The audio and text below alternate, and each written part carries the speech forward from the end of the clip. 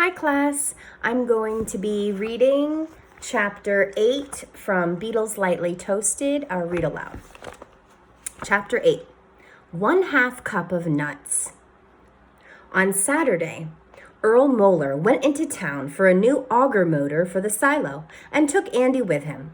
When they passed the Barth's farm with its L-shaped patch of trees around the house, Andy asked, "How's Uncle Delmar's car doing?"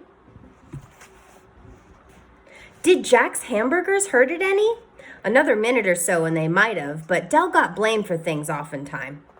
Jack won't be trying that again soon, I'll be telling you." He looked at Andy and pushed back his cap.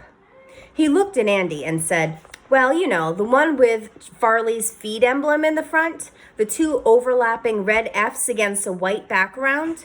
Almost all the men in Bucksville wore a cap from Farley's, except for the young farmers, like Wayne, who wore the bill around their neck instead."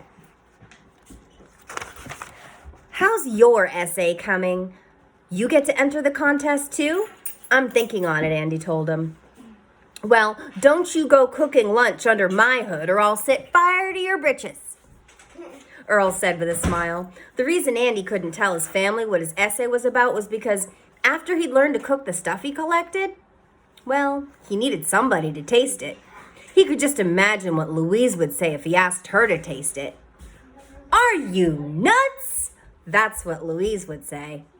He also had to find some recipes. He just knew what Aunt Wanda would say if he asked her how to fry mealworms in garlic butter. "You don't," she'd say. "Not in my skillet, you don't." Does that sound like somebody that you know?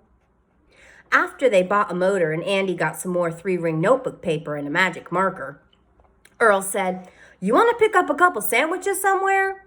That's when Andy remembered the flyer from Soul Food Kitchen and Carryout.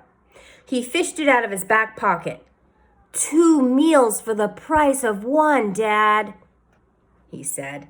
Mr. Moeller's eyes scanned the menu there in the advertisement. "Looks pretty good to me," he said, and they drove down to Main and North Street and to the little yellow frame building on the corner. "Soul Food Kitchen and Carryout," said a sign above the door, showing a smiling chicken at one end of the sign and a thick piece of pie at the other. But the chicken wasn't smiling when he got cooked. The first thing Andy saw in the little room was green tables with yellow linoleum and Sam, who was putting silverware on the tables. "Hi," he called out when he saw Andy. He showed them a little table by the wall and stood off to one side smiling while Mrs. Hollins came over to take their orders. She was a thin woman in a white uniform with white shoes and thick soles, and had a smile that stretched across her face like Sam's. "How you doing?" she asked, and looked down at Andy. "You and Sam know each other from school?" Andy nodded. There was a sign above the grill that said, "Ask about our daily special."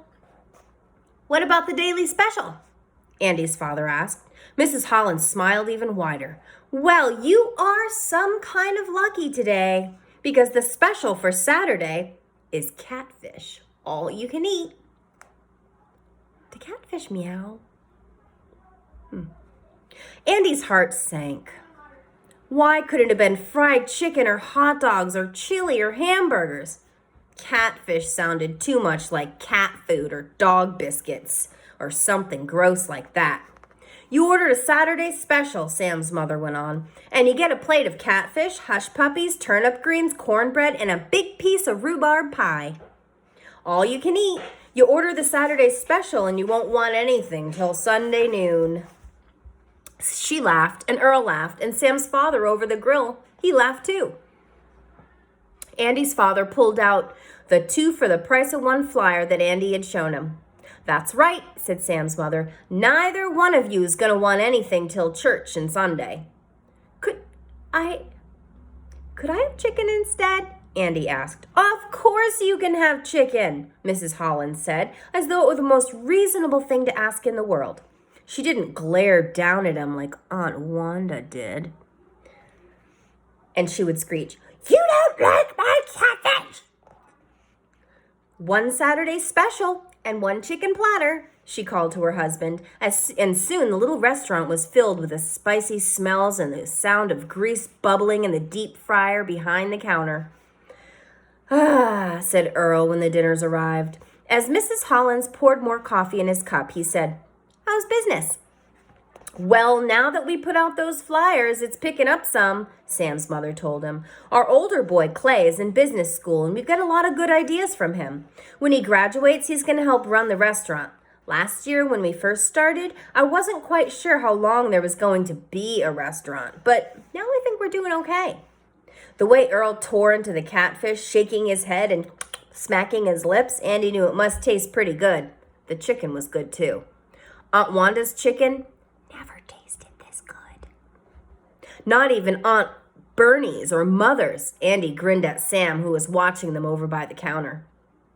What he was really thinking about, however, was earthworms, and whether they could be rolled in the special flavored cornmeal that the Hollins used and fried in hot grease. That would make a good recipe in his essay. After church on Sunday, when his chores were done, Andy spent the afternoon turning over logs looking for beetles. He worked till he filled a jar and took them up to his room and tucked him inside his shirt. Could you imagine if his mom found that shirt?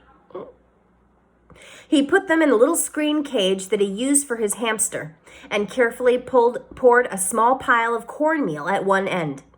For 3 days, Andy checked the cage, cleaning out the bottom and putting in fresh cornmeal.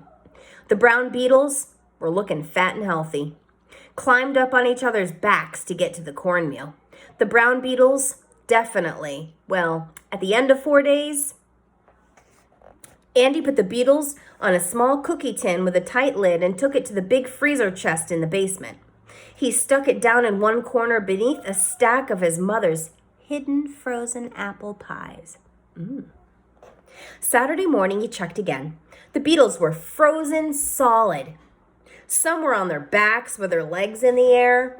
Others looked like they'd frozen standing up. Andy peeled off all the wings and legs and threw them away. Then chopped up the bodies into little pieces until there was a little pile looking like a cup of black walnuts. Andy didn't mind this part.